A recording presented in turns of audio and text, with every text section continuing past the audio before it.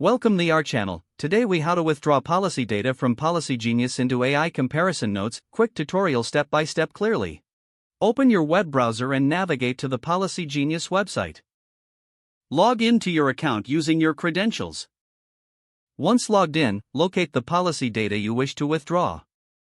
Click on the relevant section for the type of insurance policy you are comparing. Select the specific policy for which you want to extract data. Review the details presented, including coverage limits, premiums, and deductibles.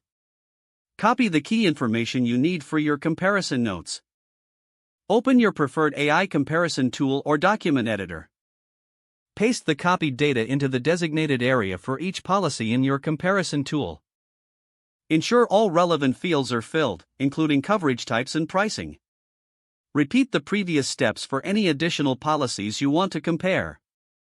Double-check all pasted information for accuracy and completeness. Save your notes to ensure you don't lose any data.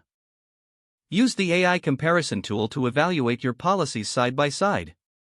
Make any necessary adjustments based on AI-generated insights. Finalize your comparison notes for easy reference.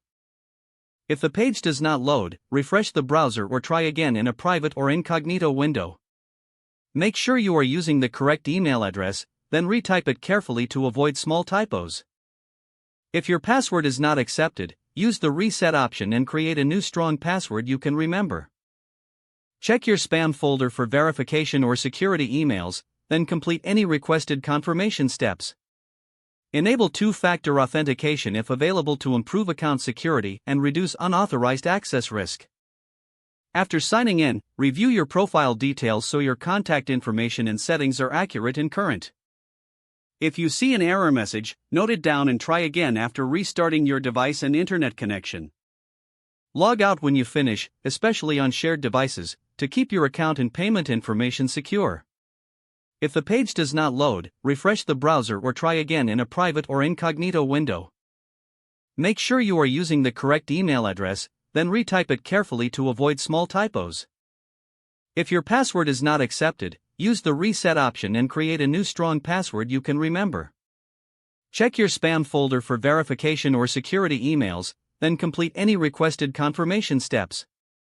Don't forget to like this video and subscribe to our channel for more step-by-step tech guides.